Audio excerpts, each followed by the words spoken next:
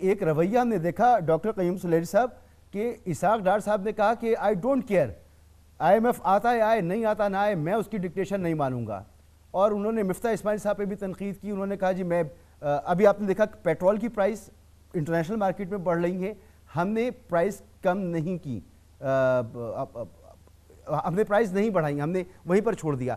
تو یہ جو ہم میجرز لے رہے ہیں، اور پھر جیسے ڈاکٹر خاقان صاحب فرما رہے ہیں کہ آئی ایم ایف پروگرام اور ہمارے فرینڈلی ملک یا دیگر ممالک جن سے ہمیں قرضہ چاہیے، یہ بالکل ایک دوسرے کے ساتھ جڑے ہوئے ہیں. یعنی ہم آئی ایم ایف کے پروگرام میں رہیں گے تو ہمیں ملے گا.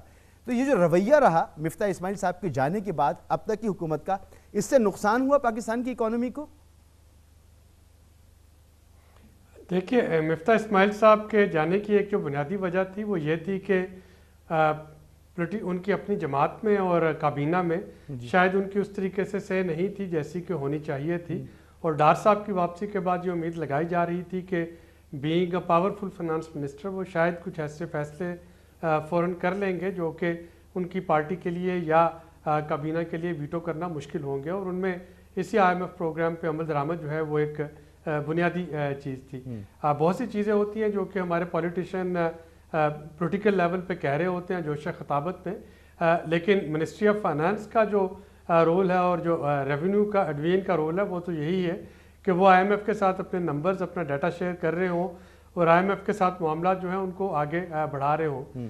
یہ سیاسی عدم استحکام کی وجہ سے یقیناً حکومت وقت جو ہے وہ بہت سے میئرز نہیں لے پا رہی، نہیں لے سک رہی، اور یہ ہر طرح کا جو دن ضائع ہو رہا ہے. اس کا مطلب یہ ہے کہ اچانک ابرپٹلی یہ میئر جو ہیں یہ لیے جائیں گے. یعنی اگر آپ اس وقت ایکسچینج ریٹ کی جو ہے کریکشن اس کو ساتھ ساتھ کرتے رہ رہے ہوں تو شاید یہ کم پینفل ہوگا، لیکن اللہ نہ کرے اگر ایک دم سے روپے کی قیمت ایکسچینج ریٹ کی گرانی پڑ جائے تو وہ زیادہ تکلیف دہ ہوگا. جی سر، یہ ایک دم سے اگر 30 روپے کا جھٹکا لگتا ہے ہمیں یا 50 روپے کا جھٹکا لگتا ہے تو یہ تو بہت بڑا جھٹکا ہوگا.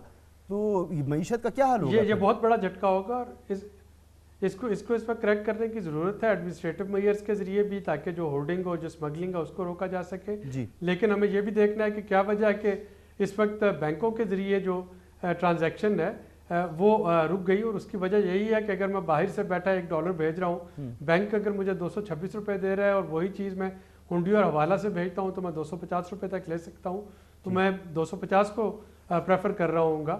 اور سارا جو فارن ایکسچینج جو کہ ادروائز بینکس میں آنا تھا وہ اس وقت اوپن مارکیٹ میں آتا چلا جا رہا ہے. تو اس کے ایک دو جو آؤٹ آف باکس سولوشنز ہیں، ایک تو یہی ہے کہ اس کو گریجولی روپے کو ڈیمانڈ اینڈ سپلائی کے مطابق روپے کی قدر میں ایڈجسٹمنٹ کی جائے. دوسرا اس بات پہ اس کے بھی جو ہیں پراز اینڈ کونز وہ دیکھے جائیں کہ جیسے روشن ڈیجیٹل اکاؤنٹ پہ ڈالرز پہ پروفٹ دیا جاتا ہے، اتنا زیادہ نہیں، لیکن کچھ نہ کچھ پروفٹ اگر پاکستان میں جو فارن کرنسی ہولڈرز ہیں اگر آپ ان کے لیے کچھ اناؤنس کرتے ہیں تو شاید وہ جو ڈالر لوگوں نے اس وقت لاکرز میں سنبھال رکھے ہیں وہ دوبارہ سے بینکنگ سسٹم میں آ جائے.